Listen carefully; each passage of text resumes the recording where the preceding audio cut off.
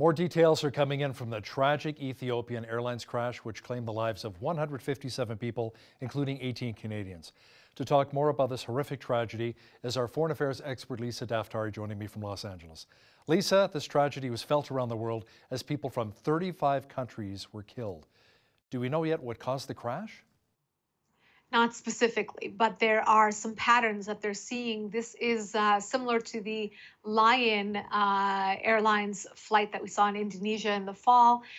Both flights crashing minutes after taking off, and of course, the question begs: was wrong with the engines or the mechanism that caused these planes to crash so soon after taking off?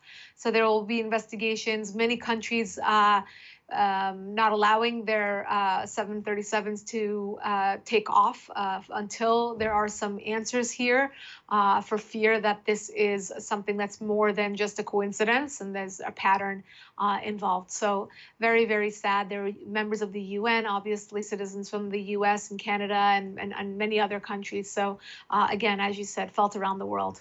A story we will definitely continue to follow here. The ISIS threat is dwindling in the Middle East, but Lisa, it's gaining momentum in the Philippines. Tell me more about that. Yes, we've talked about this before in the sense that, we talk about ISIS dying down in certain parts of the world, but definitely gaining momentum in other parts. And the Philippines is one of those places where ISIS has had success in growing. And why is that? Because there has always been, for the past decade or so, this growing disenchantment between the Muslim population and the local population in the Philippines. And what does ISIS do best? They take advantage of these rifts in society, just like they did in Iraq, just like they did in Syria, and they come up that way. So what do? They basically embed themselves in society. They start launching these suicide attacks in civilian locations, exactly what they've been doing in churches and other heavily populated civilian areas in the Philippines, to again terrorize, to instill this intimidation and fear among the local population. The good news is that the authorities in the Philippines are cracking down. This is a zero tolerance policy against terrorism, against insurgencies, and of course against ISIS. So we have to keep our eyes on the places where they can grow their influence, grow another caliphate, and launch attacks from these headquarters. And when you see a place like the Philippines, where they are heavily popular or growing in number there in the Sinai Peninsula. But again, the good news being in both places that I mentioned, there is a heavy crackdown by local authorities to get rid of this influence. U.S. airstrikes kill hundreds in Somalia as a shadowy conflict wraps up. And 13 civilians were reportedly killed by U.S. airstrikes in Afghanistan. Let's chat a bit about that. Yes, so these are targeted airstrikes. This is a policy that, the Obama administration also followed, but the Trump administration heavily follows these targeted strikes in order not to get involved, but to get rid of the problem before it becomes a bigger problem, particularly if we want to speak about the threat in Somalia. This is Al-Shabaab, an Al-Qaeda splinter group, and I always hate to use the term splinter group because they are part of Al-Qaeda. It doesn't make them any less potent or any less brutal as a terror organization. But the United States has seen them as a growing, metastasizing cancer within Africa, somewhere where people aren't looking, particularly, with regards to terrorism, and again, where there is this rift or this political uncertainty or poverty. That's where these insurgencies have the best chance of growing. And Afghanistan, how you and I talk about this almost on a weekly basis, about the precariousness of the political situation there. That country has been in constant turmoil for decades, being taken advantage of by the Russians and then the Taliban, and it just keeps going. And of course, the West is trying to curb the Taliban, to have talks with the Taliban, to come to terms with the Taliban and again, understanding that they are a terror organization with their own set of requirements and own set of standards when it comes to coming to the negotiating table. So the suicide bombs continue in Afghanistan, and I've talked about this again being in civilian areas, but these targeted strikes are meant to take out key players so that again these groups don't start to grow and metastasize in areas where there are civilian populations. Is there any way we can maybe cut down on the civilian casualties? Is it because the terrorist groups are using a lot of people as human shields? Absolutely, they are, and that is a tactic that they've used for years. I mean, it looks bad that the U.S. strike takes out X amount of civilians, right? And they do that because they want the local population to be scared and intimidated. That is the sheer definition of terrorism. So until forces on the ground or local authorities are able to weed them out, it becomes very daunting. It becomes very, very, very difficult. What these terrorists usually do, if you've looked into their tactics, it's a grid system. They try to put one terrorist on a block in every community to silence people. They feed them. They give them this fake feeling of security and that they're going to take care of them. Especially in the case of Afghanistan, they put up soup kitchens and madrasas and cultural centers so that the people can gain confidence in the Taliban and say, well, they're the only ones taking care of us. This exact replicated narrative we saw in Egypt with the Muslim Brotherhood setting up the same type of system, or Hamas doing that to the Palestinian people, gaining their respect and trust, and then becoming their elected officials. Of course, that hasn't worked out for them whatsoever. But we have to take a lesson from that and say this is how they embed themselves within society, but that's also why we have these civilian casualties. The U.S. is in a bit of a tough spot when it comes to North Korea. The Asian nation is asking for food aid on one hand, but on the other, Lisa, we see satellite footage of a potential rocket launch a week before the Hanoi summit. Right. And I think the more awkward position is for Donald Trump, who walked away from a bad deal with the North Koreans, and rightfully so, thinking that, well, down the line, the North Koreans will come around and we will get a good deal, or at least one that benefits the United States and will lead to a path of denuclearization. In the meantime, it doesn't look like we're headed towards a successful resolution between the two, because the North Koreans, as you said, on the one hand, are pleading for help. They need the aid.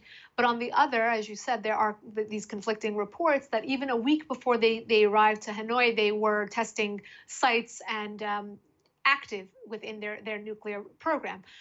Doesn't paint a convincing story that Kim Jong-un came to the negotiating table willing to cut a deal, but he came anyway. So the question becomes, is he trying to dupe the United States into removing the sanctions so that he can get the economic breathing space to go home and boast about it in front of his constituents? Well, he picked the wrong person to dupe. I don't think Donald Trump's going to fall for that. And as we saw, he was able to walk away from the Hanoi deal and say no deal. So, is this a waste of time? Perhaps. But just the fact that they both came to the negotiating table gave people hope that there will be something down the line. Now, whether, Kim Jong-un is willing to loosen kind of his reign and give up some of this nuclear program is yet to be determined. Doesn't look that way right now. Two of the world's largest economic powers are still talking trade, which is good for all of us. Lisa, consensus has apparently been reached between the U.S. and China on many key issues. Right, and the biggest key issue for the United States still remains to be seen. The United States alleges that China manipulated global trade by deflating their own economy, therefore having better prices on their goods so that their goods would have an advantage over American goods and other goods on the international markets. And that is something that Donald Trump has been talking about before Donald Trump was even a candidate or even thought about running for office. So, he's on to them, and he's on to the advantages that the Chinese have given themselves over many, many years. So I think that this is what the United States will lead with.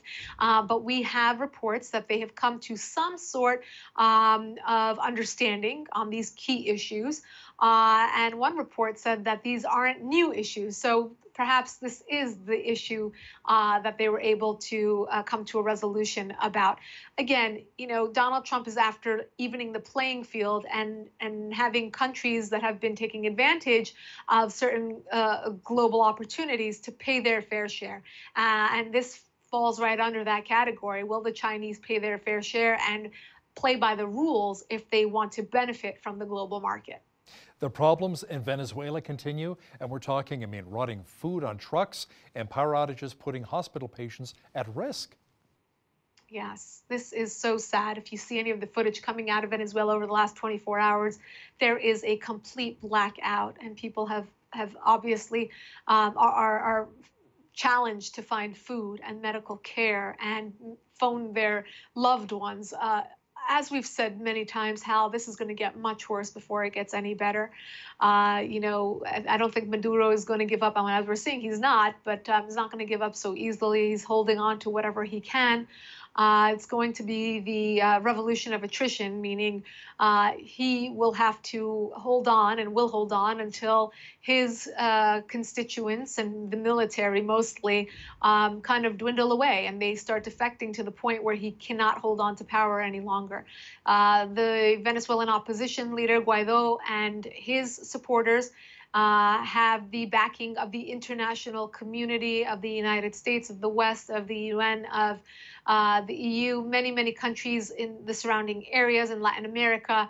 And obviously the bad players are the bad players, and they will hold on to this proxy war, and they will oppose the United States and other nations in Venezuela. So same list, the North Koreans and the Chinese and the Iranians and the Russians and the Turks, they will support Maduro, but to what extent are they willing to go to support this rogue dictator and this humanitarian crisis that he's created? While we celebrated International Women's Day in many countries around the world, in Turkey, police had to break up a crowd with tear gas? Well, yes, this is an interesting story because Women's Day is celebrated all around the world. But as of late, Erdogan's policies and what he has created in his de facto dictatorship have left very few freedoms for the people of Turkey. The women have felt taken back many centuries from the time of Ataturk, who gave the people of Turkey so many freedoms.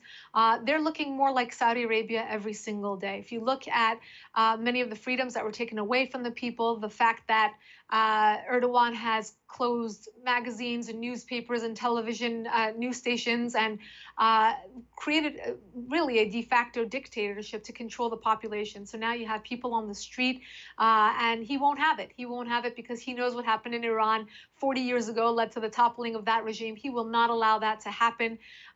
We've always said that Erdogan takes his lessons from the Iranian regime, and he's creating this de facto dictatorship in order to make his reign on the country ironclad. He has become more and more rogue, both at home and abroad. And now that he's realigned himself with this nefarious the kind of trio in Russia and Iran in Syria, I think they feel more secure to be more rogue, both at home and abroad in Venezuela and in other parts of the world. So this is a very unfortunate shift in the direction and the progression that Turkey had made as a country. Many North Americans, including yours truly, still trying to recover from losing an hour's sleep thanks to springing forward with daylight savings time. But there's a group, Lisa, of countries which has decided to scrap the twice-yearly clock change. The European Union says they won't be changing the clocks, but there's a 2-year delay to the year 2021. Yes, I am so jealous. Well, here in the United States, Arizona picked up on this a while ago, and they don't buy into this. I don't know why we do this, and I wasn't the only one. I'm happy yawning yesterday because it seems like, Hal, you've been having a tough time as well. It's an interesting thing that we just do, right? So, and when you ask the question, why do we change the clocks? I don't think there's really an answer anymore. We have plenty of electricity, and technological advances to allow us to have the same time zone year round. And the differences between here and the Middle East or here and Europe and, between you and I, how we try to figure out what time our hits are going to be, it's already enough of a challenge without the time change. So I think it would be great if the global, all countries could kind of sign on to this and we wouldn't have any time changes for the seasons. It would be wonderful. So the Europeans are going in the right direction, but as you said, they're not going to employ this for another 2 years. Our foreign affairs expert, Lisa Daftari, joining me once again from Los Angeles. Thanks so much, Lisa. My pleasure.